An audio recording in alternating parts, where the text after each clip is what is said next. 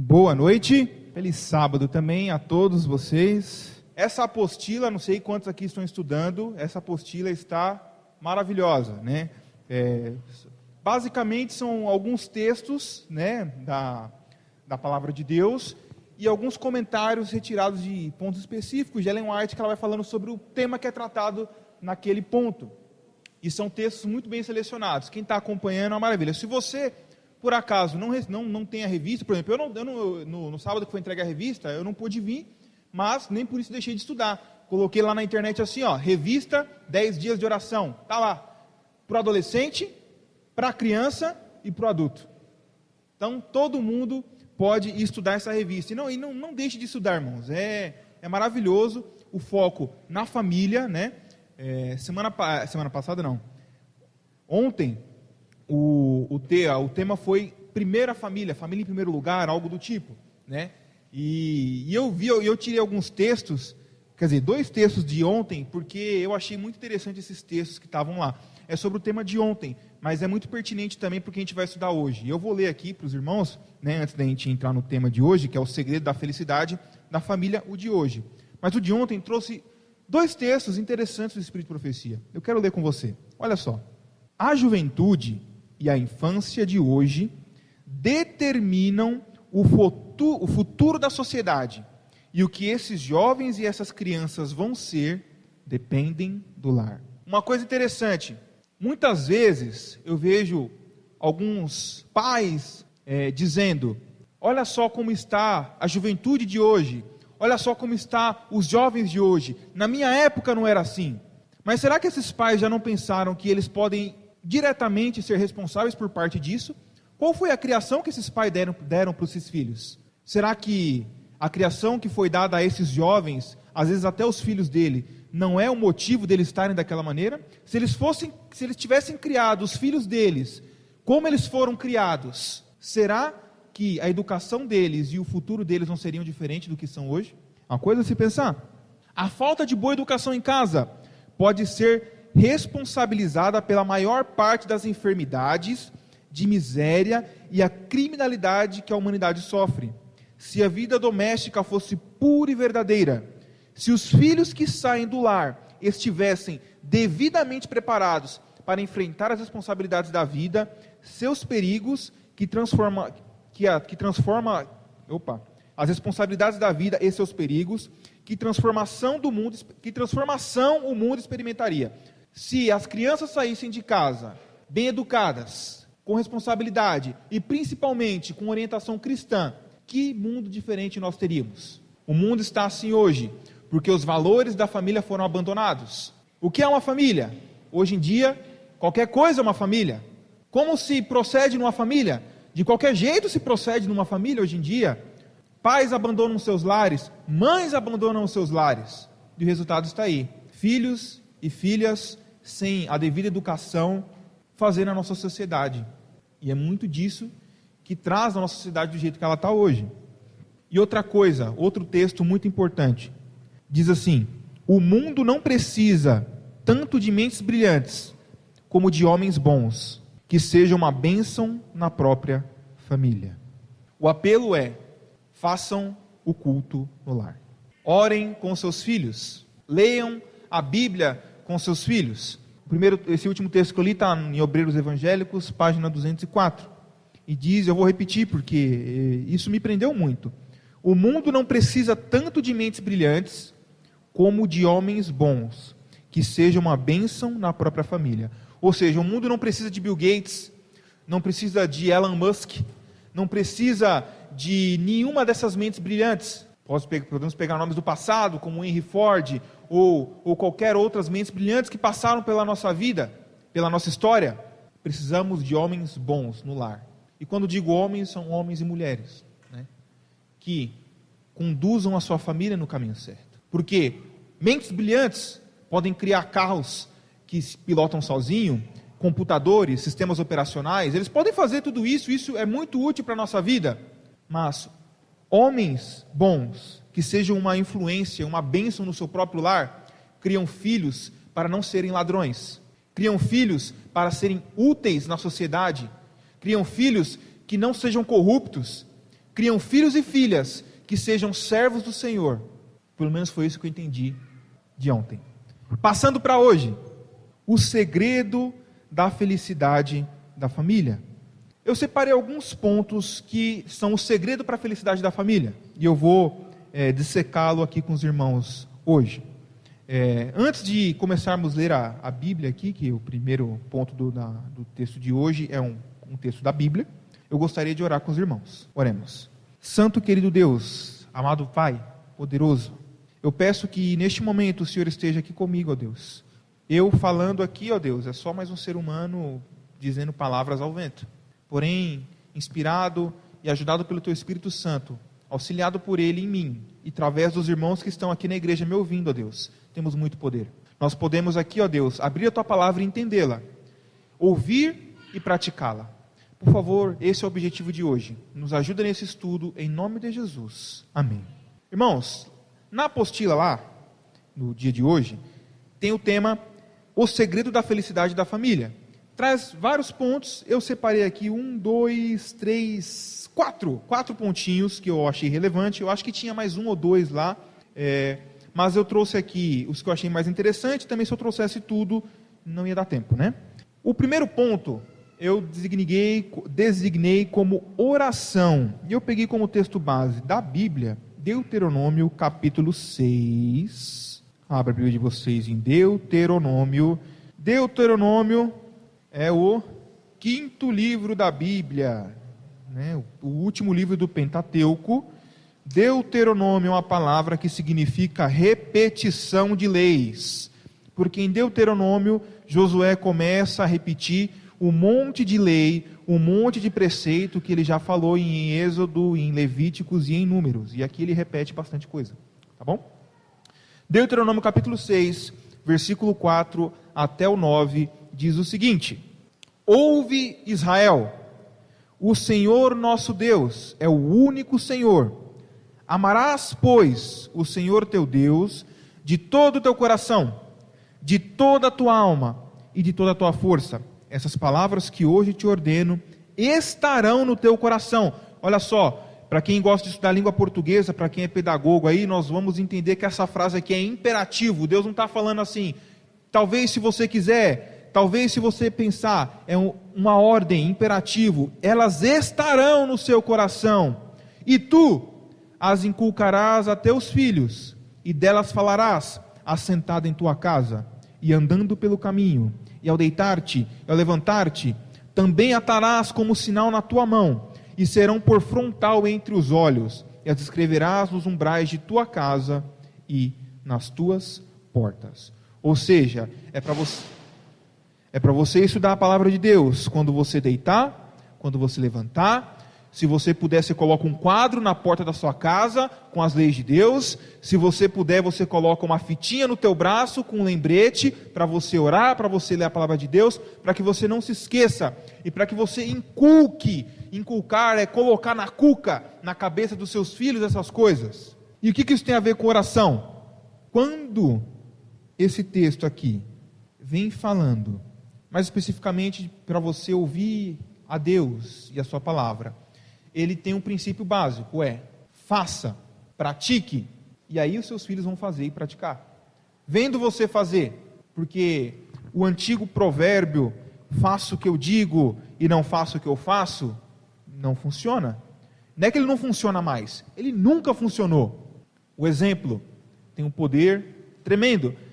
Eu não lembro agora se é Agostinho ou se é Francisco de Assis, que fala o seguinte: pregue o tempo inteiro, se preciso, fale.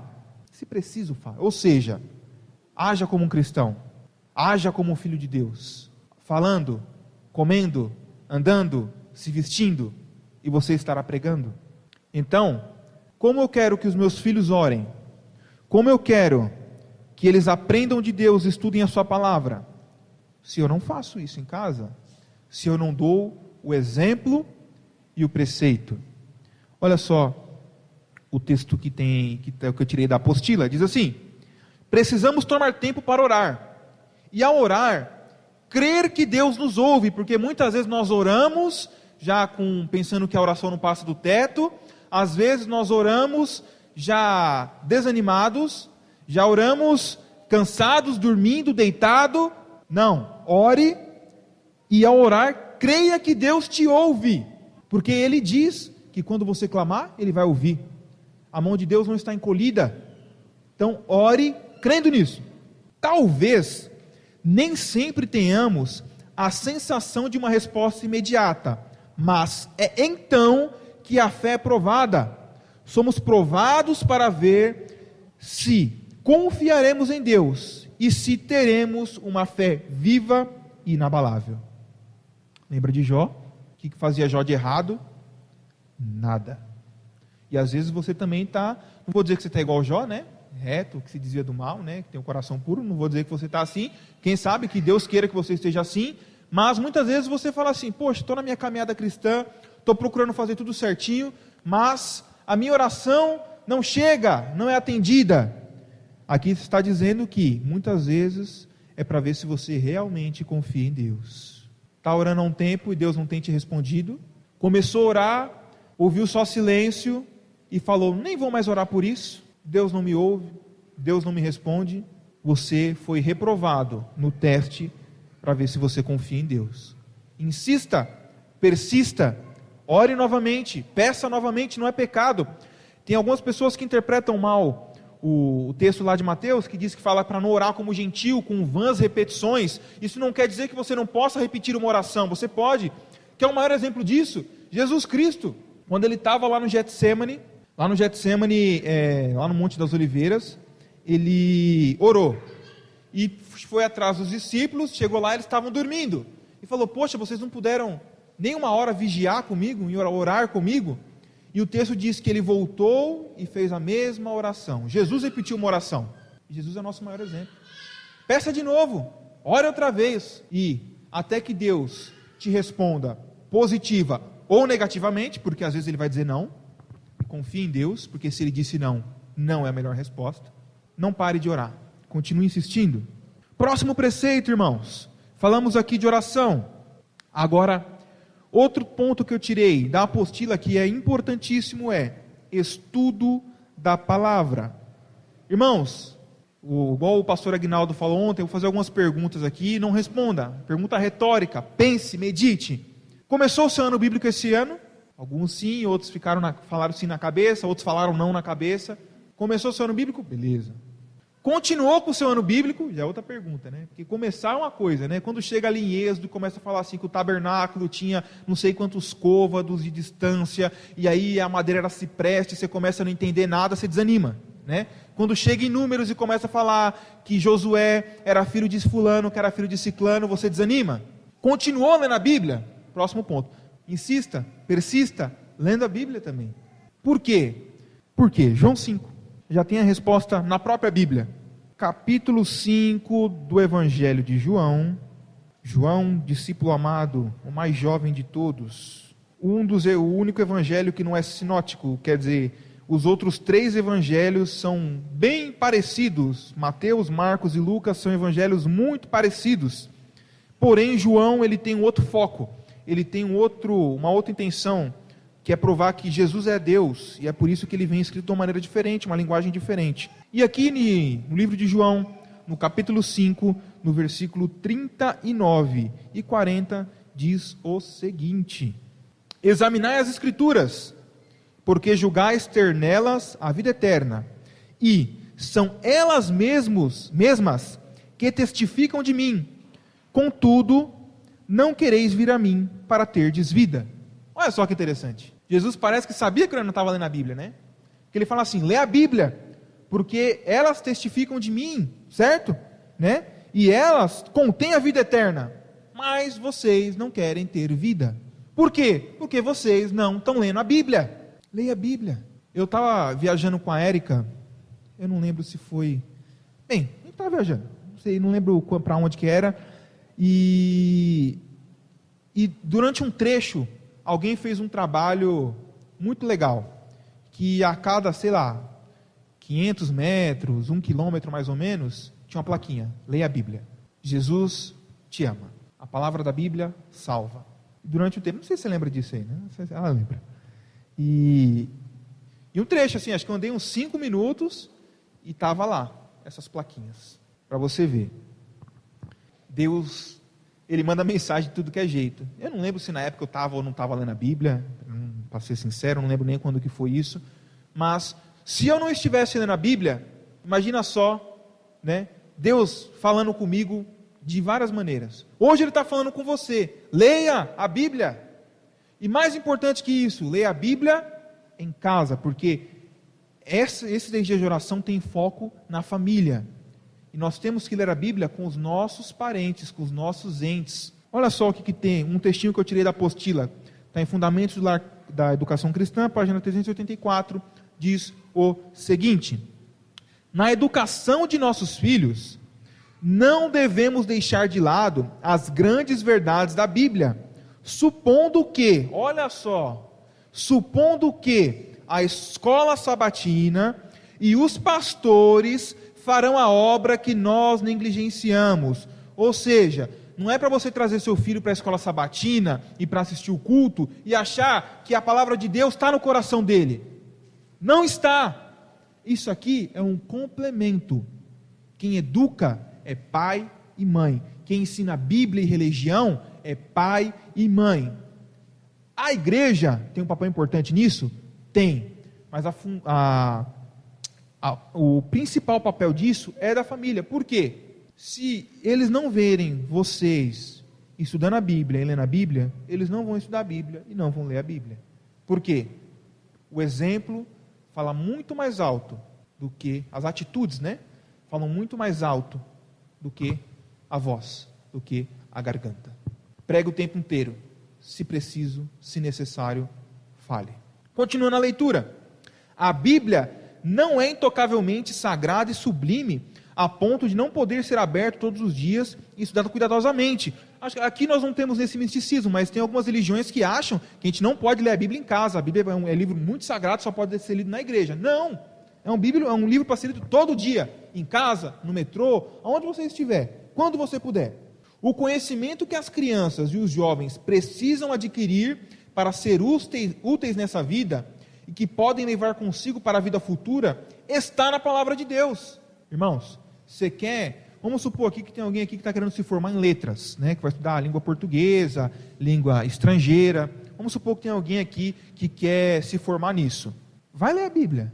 É fácil interpretar a Bíblia? Um monte de palavra antiga, um monte de palavra que você não sabe o que é, um monte de palavra que a vírgula está no lugar errado, você tem que pesquisar para ver se é isso mesmo. Quer aprender a falar bem o português? Lê a Bíblia. Quero ser advogado. Tem um livro fabuloso, é um cara que fez um caso em cima de Jesus Cristo, e ele comprovou que legalmente falando, pelas leis de qualquer lugar, o julgamento de Cristo foi o julgamento mais injusto que teve nessa terra, baseado em leis, baseado no direito.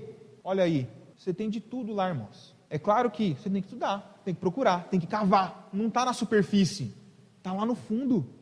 E se você começa a ler em Gênesis e para em Números, não acha. Continuando, isso, no entanto, não é incentivado e apresentado diante deles como o conhecimento mais essencial e como aquilo que proporcionará a informação mais correta acerca do verdadeiro Deus e de Jesus Cristo, a quem Ele enviou. Ou seja, às vezes nós falamos muito para os nossos filhos assim: estuda para ser alguém na vida, presta atenção nos estudos, sabe? Ajuda o filho na prova de matemática, na prova de geografia, mas não perde um tempo para perguntar para o filho quando o filho faz uma pergunta bíblica. Aí a gente ia falar: isso aí depois a gente vê, depois eu pergunto para o pastor. Vai atrás de você, poxa. Mas por acaso você não achar, não encontrar de jeito nenhum, ok, é válido procurar o pastor, o ancião, não tem problema nenhum. Mas por que você não começa esse caminho? Outro ponto, persistência, que foi o que eu já comentei aqui com os irmãos. Muitas vezes nós começamos e paramos, porque não é fácil. Não é fácil. Tem gente que fala que é muito fácil. Não é fácil. É mentira. Quem fala que é fácil é mentira. Sabe por que não é fácil? Na teoria é fácil. Por que na teoria é fácil? Porque quem nos dá poder? Jesus. O que diz a palavra? Tudo posso naquele que me fortalece. É lindo, lindo, lindo. É poético, né? Poético. Mas aí você chega cansado do serviço, você tem que estudar para a faculdade, você tem, sei lá, tem que trabalhar fora e trabalhar em casa, tem que cuidar de criança pequena, tem que cuidar de criança dos outros, você tem um monte de coisa para fazer.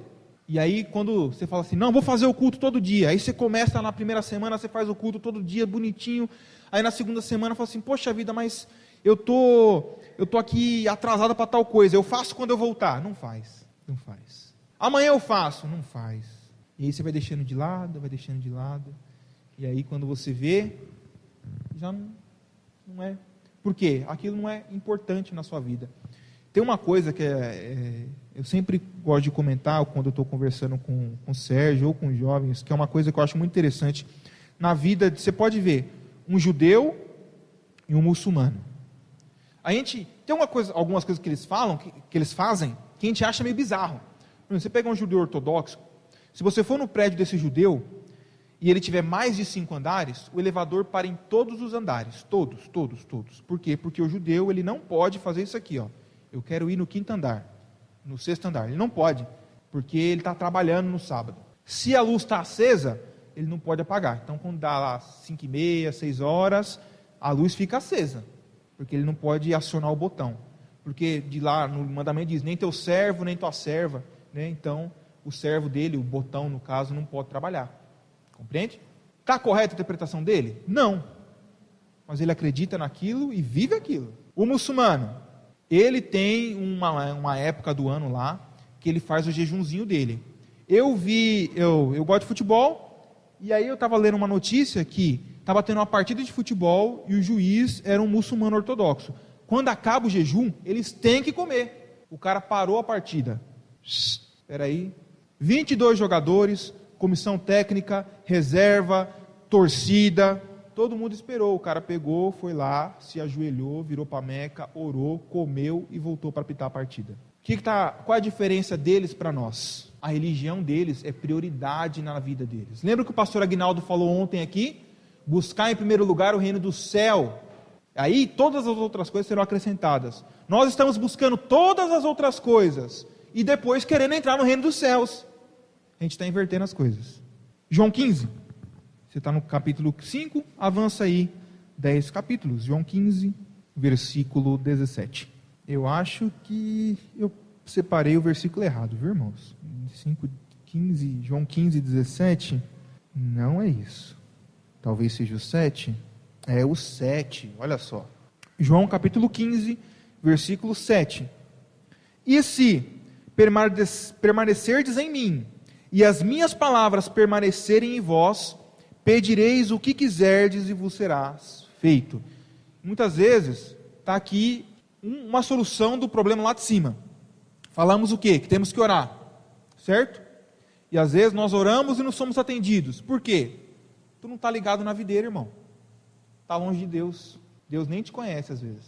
Está tão longe dele. Permanecer, ou da revista, como quer que você chame, diz assim: tenham regularidade no estudo das Escrituras em família. Olha só isso aqui.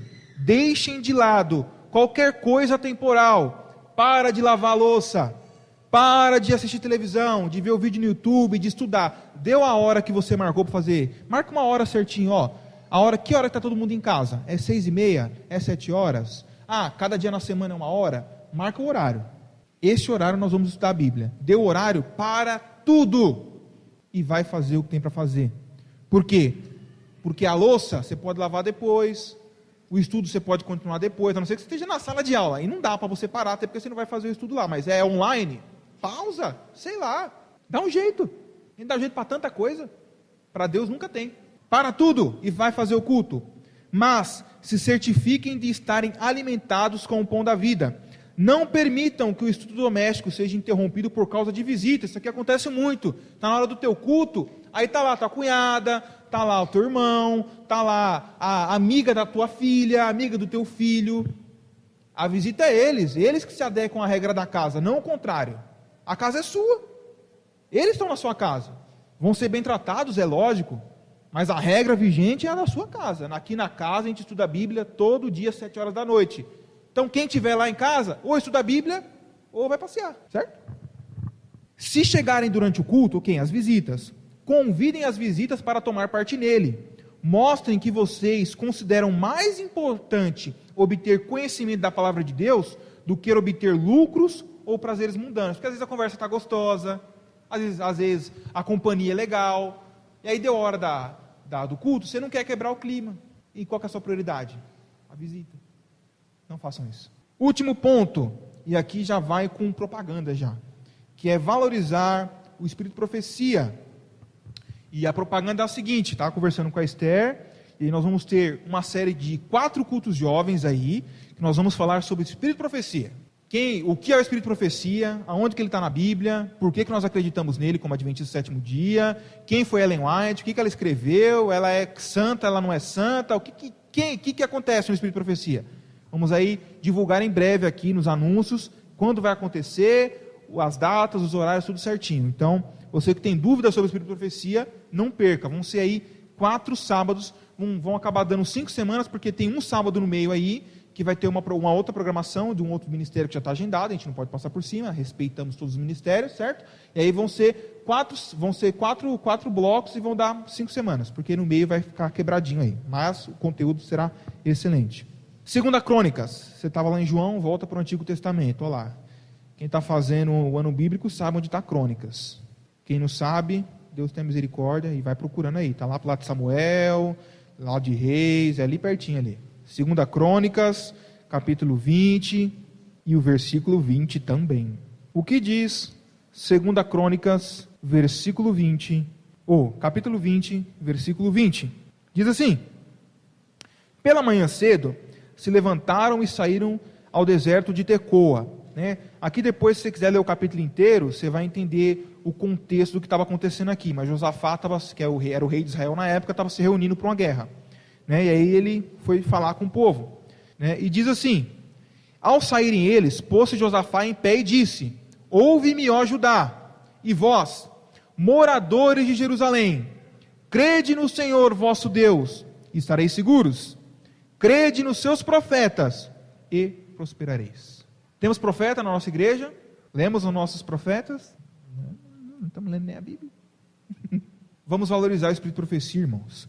E uma coisa muito importante: o espírito de profecia não foi feito, não foi produzido para substituir a Bíblia. Jamais. Nunca. O espírito de profecia não é mais importante que a Bíblia. Jamais. Nunca.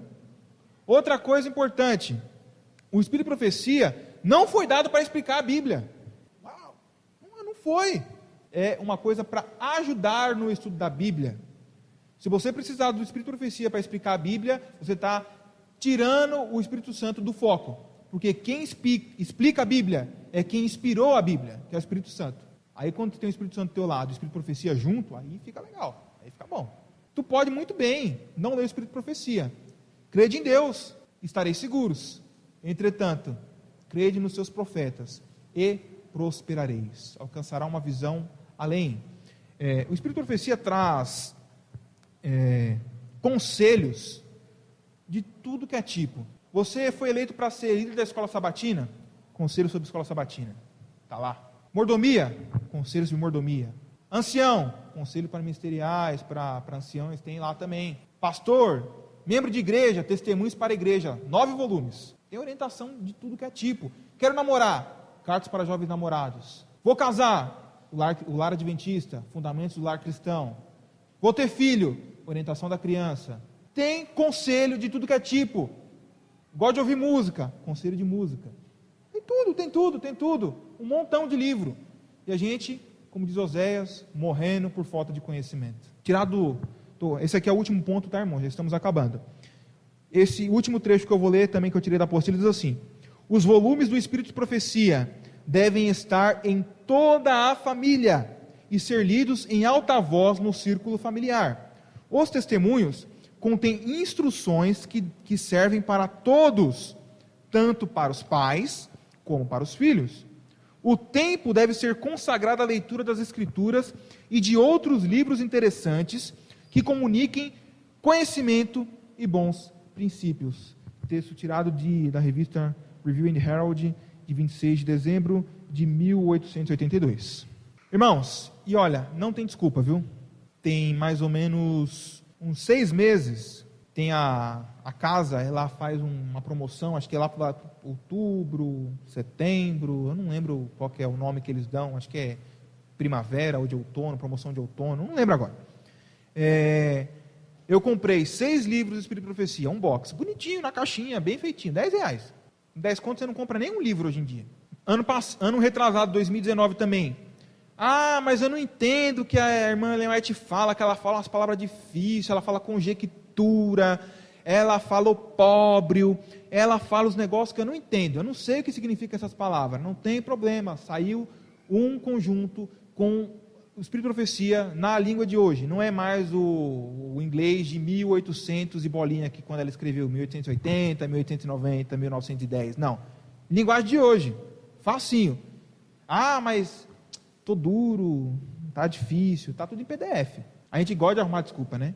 Quando que Jesus Cristo voltar, não tem desculpa. Vai ser o seguinte, um monte de nego falando assim, Jesus Cristo, eu ia lá na igreja do IP todo sábado, eu ajudei lá na programação da irmã Tereza, eu até pintei um quadro bonito lá, eu doei brinde, eu ajudei na transmissão do culto, eu devolvi dízimo e oferta para poder pagar a internet da igreja para transmitir os cultos.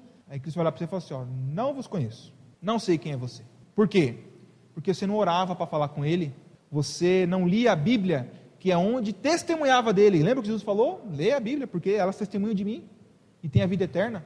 Tu não dava uma lidinha lá no Espírito de Profecia para ver uns conselhos, falava assim, poxa, quero casar, deixa eu ver lá o que tem de conselho para mim, estou dirigindo um ministério na igreja, deixa eu ver o que tem de conselho para mim. Você não fazia nada disso, era um estranho.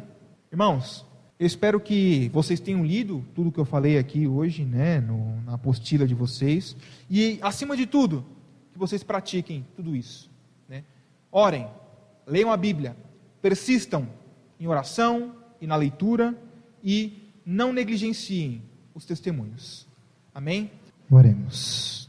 Querido Deus, amado Pai, graças te damos por mais esse sábado que o Senhor nos permite, ó Deus, descansarmos em Tua presença.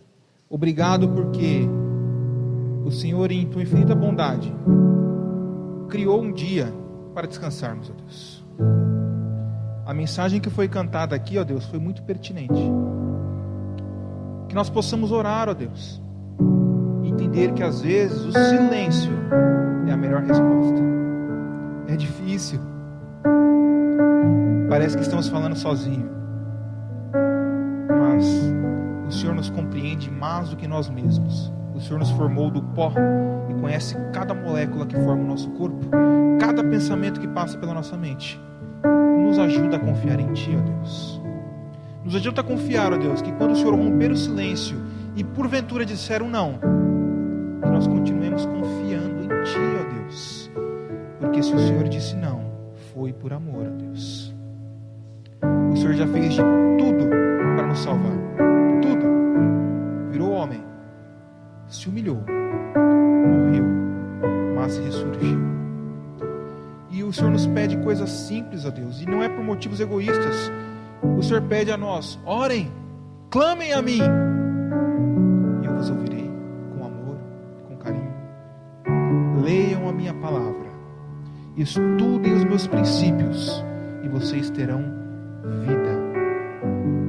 Deem ouvidos aos testemunhos que deixei escrito a vocês, e saberão se portar em todas as áreas das suas vidas, ó Deus.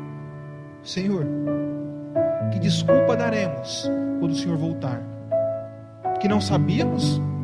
Que não fomos orientados? Não podemos dizer isso, seria um mau caratismo da nossa parte. O Senhor fez tudo por amor, fez o maior sacrifício e ainda nos orienta para que vivamos após isso. Se o Senhor não tivesse feito nada além de morrer na cruz, seria muito mais do que merecemos. Mas ainda assim, o Senhor nos ama, nos ouve, nos acompanha em cada passo. Que nós possamos, pelo menos, ó Deus, conseguir retribuir 1/1000% de todo esse amor que o Senhor exala por nós, ó Deus. Por favor, Senhor, nos ajude a ter força e persistência para fazer tudo o que foi dito aqui hoje, ó Deus, porque não é fácil. Mas, se pedimos, o Senhor vai nos ajudar, ó Deus, e poderemos todas as coisas em Teu nome. Temos um sábado ainda descansar, ó Deus, e pouco em breve estaremos de volta aqui na sua casa para continuar adorando e rendendo culto ao teu nome, Deus. Por favor, nos traga cedo para estudarmos a lição da escola sabatina, recapitular aquilo que foi estudado, Deus. Que o Senhor nos leve em paz e segurança para os nossos lares, ó Deus. Que nenhum bandido, nenhuma alma maligna atravesse o nosso caminho. Que seus anjos de luz sejam os nossos guarda-costas, ó Deus. Nos livra de todo mal. Que não desonremos o teu nome, seja em gestos ou em palavra. É o que eu te peço por Jesus. Amém.